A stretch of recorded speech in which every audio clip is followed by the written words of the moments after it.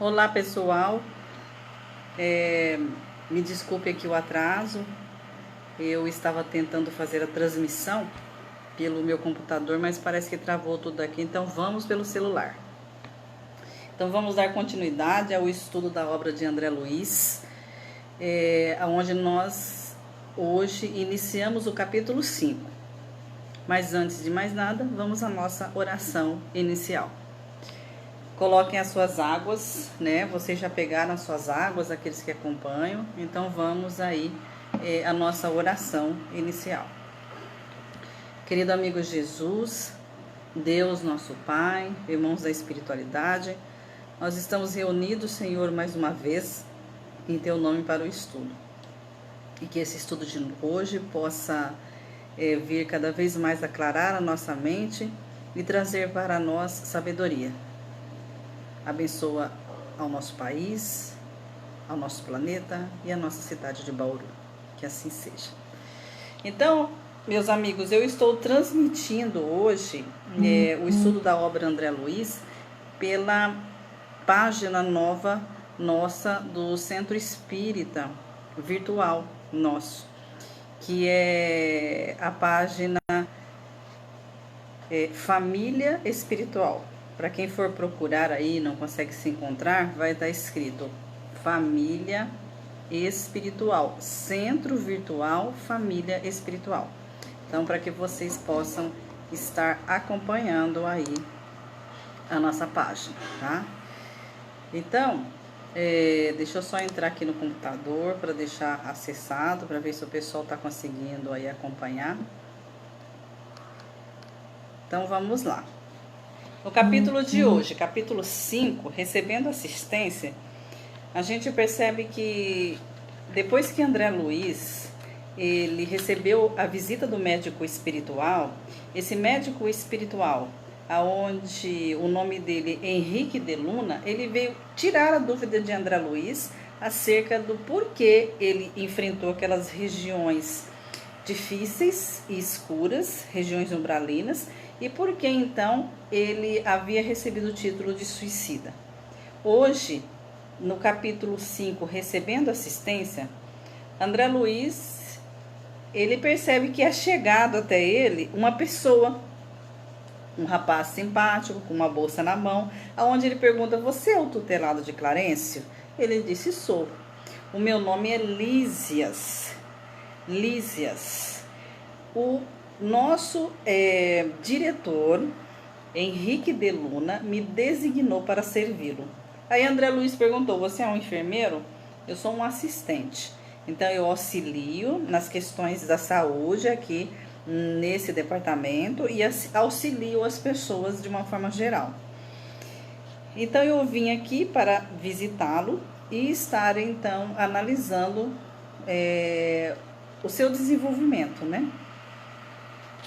E daí então Lísia começou a escutar o André Luiz, começou a ver como que ele estava e fez a seguinte colocação: aqui no nosso setor existem mais de 1000 doentes espirituais, e você pode ver que é um edifício pequeno do departamento aqui, e existem mais de 1000 doentes espirituais. Tudo isso é muito maravilhoso, porque quando nós estamos encarnados, nós não temos a noção do que existe no mundo espiritual. E só naquele departamento pequeno onde André Luiz estava, existia mais de 1000 doentes espirituais. E antes mesmo que André Luiz ele tecesse um elogio, um agradecimento a Lísias, ele já mudou de assunto. Por quê? Porque os espíritos mais superiores, eles não esperam agradecimento de ninguém, né? Não são como nós, né? Que a gente sempre faz as coisas para as pessoas, independente que a gente fala: eu estou fazendo sem esperar nada, mas a gente espera a gratidão, né? O que seria comum de todos. Ser grato é maravilhoso, mas nós esperamos. Então isso é característica nossa. Nós não devemos esperar nada de ninguém. Nós temos que fazer simplesmente por amar as pessoas e nada esperar. E Lísias, ele disse assim para André Luiz: você viu que os seus intestinos apresentam lesões, né? Assim como o seu fígado, assim como os seus rins, os seus órgãos apresentam lesões. E André Luiz disse: sim, sim, sim. O médico já me explicou que devo esses distúrbios a mim mesmo. Olha só como André Luiz começa a entrar numa fase da consciência das suas ações. Começa a entrar no entendimento do porquê houve todo esse sofrimento que foi em virtude das suas ações. Então ele já começa a entrar num processo de autoavaliação e de compreensão. Aí Lísias começa a dar umas explicações que cabe a nós aqui refletirmos muito. Porque ele fala assim, olha, existem muitas pessoas aqui nesse departamento que enfrentam situações iguais ou piores que as suas, situações bem difíceis. Quem gastou os olhos no mal, aqui comparece de órbitas vazias. Olha só, meus amigos. Quem gastou os olhos no mal, sabe aquela pessoa que fica olhando a vida dos outros, que só fica observando o erro das pessoas, que só observa os defeitos dos outros, cujos olhos é um objeto de maldade? Essas pessoas entram no plano espiritual de órbitas vazias. Para vocês verem.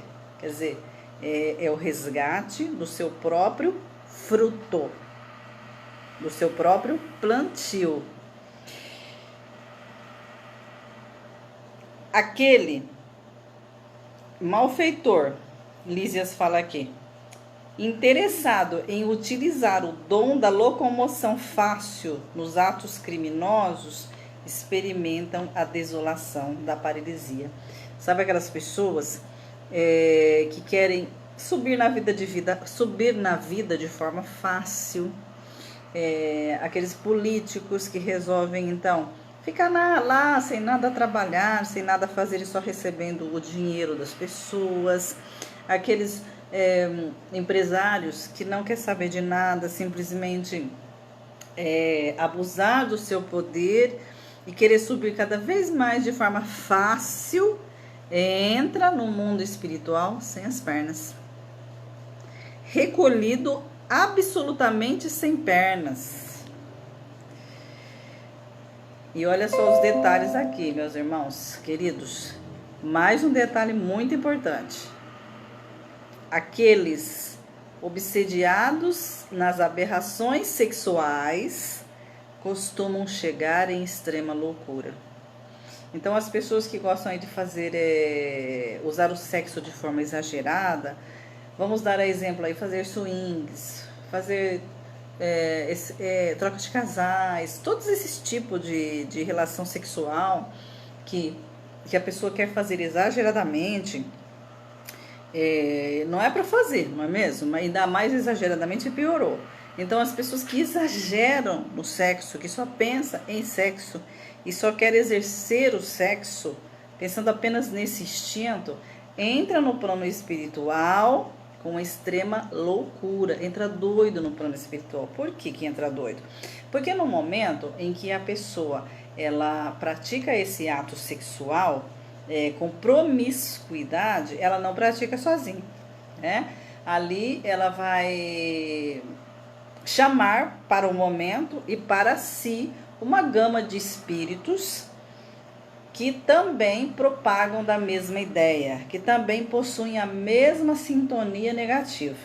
Aí, possuindo a mesma sintonia negativa, vai obsediando a pessoa e vai querendo sugar e se alimentar dessa energia sexual cada vez mais. E vai chamando mais espírito. Então, a pessoa vai entrando em realmente um estágio de loucura.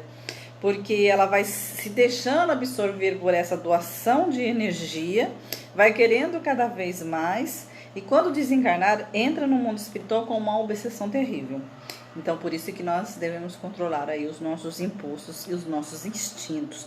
Que todos eles nós temos, como a relação sexual, que ela é bem-vinda, ela é abençoada, mas a gente tem que sempre usar de forma equilibrada. Aí Lísias vem e fala assim para André Luiz: André, o nosso lar não é estância de espíritos propriamente vitoriosos. Então ele está dizendo ali que nosso lar, ao contrário de que muitas pessoas pensam, que a cidade Nosso Lar é um local onde vai os espíritos evoluídos, não é. Ela é uma cidade intermediária, receptiva, né?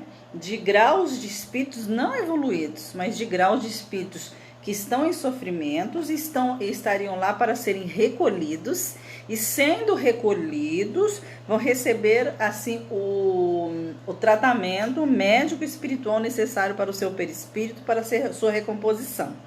Né? É uma cidade próxima aqui da Terra, lógico, e que também adequada ao nosso grau de evolução. Né? Por isso que é uma cidade que não é evoluída, né? Mas ele diz assim: mas aqui nós somos felizes, porque temos o trabalho. Olha aqui aquela frase de Jesus: eu trabalho, porque o meu pai trabalha até hoje. Ou seja, essa coisa do descanso eterno, essa noção equivocada de que quando desencarnar vai ficar dormindo, isso não acontece. A pessoa acredita que vai dormir e ela dorme realmente, mas logo ela já é acordada. Por quê? Porque precisa trabalhar. Deus não nos fez para um sono eterno. Deus criou o homem para que o homem esteja sempre em atividade, para que o princípio inteligente, chamado espírito, esteja sempre em atividade. Graças a Deus, né, gente? Que bom, porque nós sabemos aqui, enquanto encarnados, o quanto a gente precisa trabalhar. Quantas pessoas até enlouquecem depois que se aposentam porque não têm a noção de que podem trabalhar e devem trabalhar em benefício do próximo, trabalhar gratuitamente, porque o trabalho reconstrói a alma cada vez mais e nos dá a força que a gente precisa para continuar. Então imagine depois de desencarnados, se a nossa alma é eterna, para que a gente vai ficar dormindo? Não, nós vamos continuar trabalhando e exercitando. Então ele diz aqui: somos felizes e abençoados, porque o Senhor não nos retirou o pão abençoado do serviço. O pão abençoado do serviço. E aí ele fala ainda mais assim, André Luiz, ele pergunta assim: sinto-me aliviado e tranquilo. Mas será esta região um departamento celestial dos eleitos? Olha aí a pergunta de André Luiz, a dúvida. Como ele não possuía experiência nem conhecimento da vida após a morte, então ele perguntou: aqui não é o local onde estão os eleitos? Sabe aquela questão, às vezes, até de algumas religiões que colocam que existem eleitos, existem pessoas que são os escolhidos? Isso não existe. Todos são filhos de Deus. Todos nós passamos por estágios até a nossa evolução. Todos nós recebemos de Deus o tratamento igual. É como um pai de família. Deus é mais perfeito ainda, mas um pai de família não escolhe um filho, não existe eleito. Existem aqueles... existem os filhos criados por Deus para a evolução. E aqueles que se perderam no caminho, a ovelha que se perdeu, Jesus, ele vai buscá-la. Então, todos chegaremos à evolução. Somos fadados a evoluir. Então, não existe eleito. Mas ele pensou, né? Bom, eu saí de um local da zona umbralina difícil e escura. E foi recolhido por uma cidade bacana, onde existe maca, onde existem orações, existem pessoas mais bem vestidas, mais bonitas, vamos dizer assim. Será que aqui eu estou no local dos eleitos? Por que André Luiz estaria entre os eleitos se ele não fez nada de bom para as pessoas? Não tem razão, né? Porque a moeda que vale no plano espiritual é o amor. Então, o que acontece? A Elísia responde, sorriu pela ingenuidade da pergunta e explicou: recordemos o antigo ensinamento que se refere a muitos chamados e poucos escolhidos na terra. As religiões, ele explica aqui, eu vou até ler esse pedaço para que as pessoas não confundam, dizendo que sou eu que estou falando, mas não sou eu. Está no livro Nosso Lar, Psicografia de Francisco Cândido Xavier. As religiões no planeta convocam as criaturas ao banquete celestial. Em sã consciência, ninguém que se tenha aproximado um dia da noção de Deus pode alegar ignorância nesse particular. Incontável é o número dos chamados, meu amigo. Mas onde os que atendem ao chamado? Muitos são chamados, só que poucos atendem a esse chamado. Porque vocês percebem, olha, vamos parar aqui, nesse parágrafo. Muitos são chamados. Onde os que atendem os chamados? Porque a gente passa um período na vida da gente, a gente recebe um estalo. Maria, vamos trabalhar pelo próximo. Ou aparece uma oportunidade de trabalhar. O que é que geralmente a gente faz? A maioria das pessoas não vai trabalhar. Ah, eu estou cansado. Ah, eu já tenho filho, eu já tenho casa, já tenho meu trabalho, eu já tenho marido. Então, deixa quieto, eu não vou trabalhar. E cadê o chamado? Por que eu não respondo a esse chamado? Se eu tenho o dom de entender, eu devo passar o meu entendimento às pessoas. Se eu tenho o dom de servir, eu devo servir as pessoas. Então, eis o chamado. Mas as pessoas não querem saber, a preguiça fala mais alto. Com raras exceções, ele continua, a massa humana prefere ascender a outro gênero de convites. Outros gêneros de convites. A raça humana atende a outros convites. Por exemplo, ao convite da luxúria, ao convite da vaidade humana, ao convite do orgulho, ao convite dos bens materiais. A gente cede a esses convites. Só que ao convite de Jesus pela intuição espiritual, a gente bloqueia. Porque a gente fala, não vou fazer nada, né? Só que depois não adianta reclamar. Gasta-se a possibilidade nos desvios do bem. Agrava-se o capricho de cada um. Elimina-se o corpo físico a golpes de irreflexão. Resultado, milhares de criaturas retiram-se diariamente da esfera da carne em doloroso estado de incompreensão. Então, o que acontece? Como nós damos atenção mais às coisas da terra e não ao chamado de Jesus e da espiritualidade para o trabalho, nós estamos, infelizmente, saindo do mundo com essa incompreensão e com essa loucura interna. Por quê? Porque na hora da doença, na hora da dificuldade, a pessoa entra em desespero. Há exemplo do que está acontecendo agora no mundo, desse coronavírus. O desespero é a falta da compreensão que existe a vida após a morte, de que existe o plano espiritual, de que só isso aqui é passageiro. É essa incompreensão que leva ao desespero, porque há o chamado, mas as pessoas não querem saber nem de estudar. Então, vamos nós estudar para que nós fiquemos espertos, né? A Elísias coloca aqui mais um detalhe. Ele fala que é imprescindível, diante de tudo isso, que nós retornemos muitas vezes. Olha aí a lei da reencarnação. Que nós retornemos muitas vezes e que através do laço do amor a gente possa cobrir aí a nossa multidão dos pecados. E não existe outra forma de poder retomar o laço do amor que não seja pelas vias reencarnatórias. Então a gente nasce, a gente vai vivendo a nossa vida, nós vamos tentando evoluir, a gente recebe o chamado de Deus para o bem e a gente nega. Vem as provações, a gente não tem abastecimento para isso. Aí o que acontece? A gente desencarna. Então a gente precisa voltar de novo à Terra, voltar em outro corpo. Neste corpo nós receberemos a colheita do nosso plantio, ou seja, aquilo que a gente fez a gente vai colher, e mesmo que a gente colha de forma parcelada, né, porque a gente não tem estrutura para colher de uma vez só, né? Eu sempre falo nas minhas palestras que a nossa colheita é pior do que a prestação da casa própria da Caixa Econômica Federal. Então, ela é bem parcelada de acordo com aquilo que a gente pode pagar, e mesmo assim a gente reclama que está pesado, né?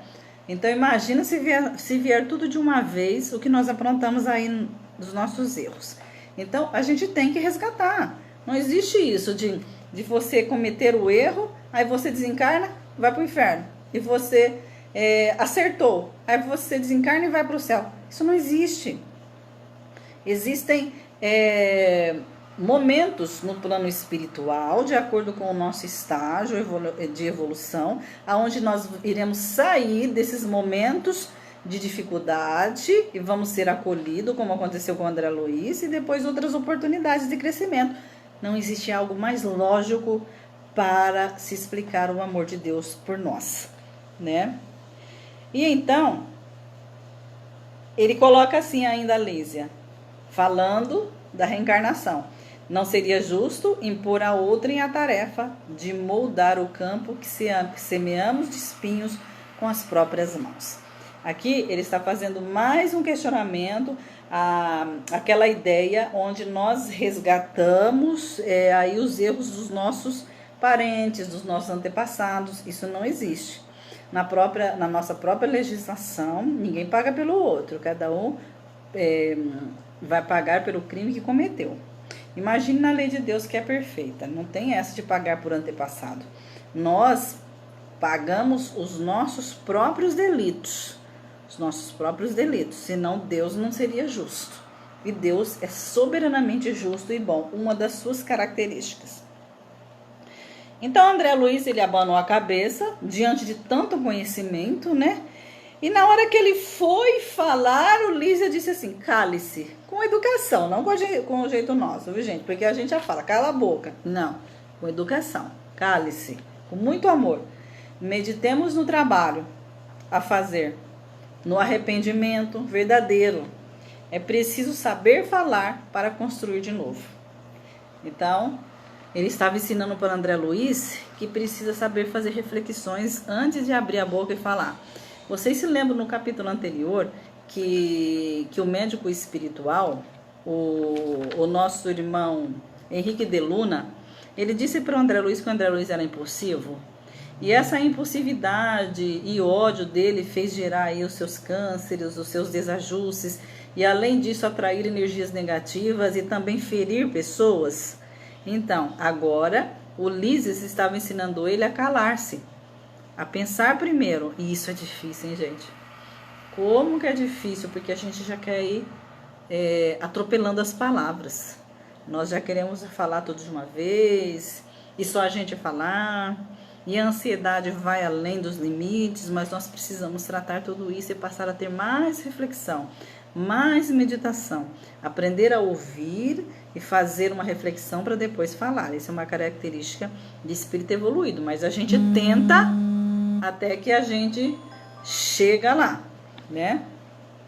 Aí depois disso, Lísias, depois dessa aula maravilhosa sobre reencarnação, sobre condutas, ele aplicou-lhe um passe maravilhoso para que ele pudesse se reestruturar nas suas zonas intestinais, né? Aquele passe magnético, né? Vibração de cura, como a gente aplica aqui quando nós vamos aplicar o passe nos nossos irmãos, né? Só que lá, Lísias aplicando ali o passe em André Luiz e foi restabelecendo ali a sua zona intestinal.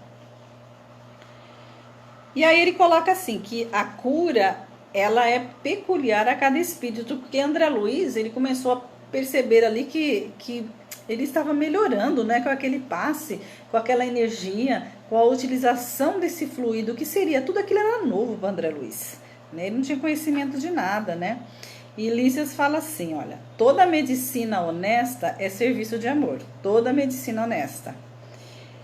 Atividade de socorro justo, mas o trabalho de cura é peculiar a cada espírito. Então, ou seja, isso serve para os nossos trabalhos espirituais.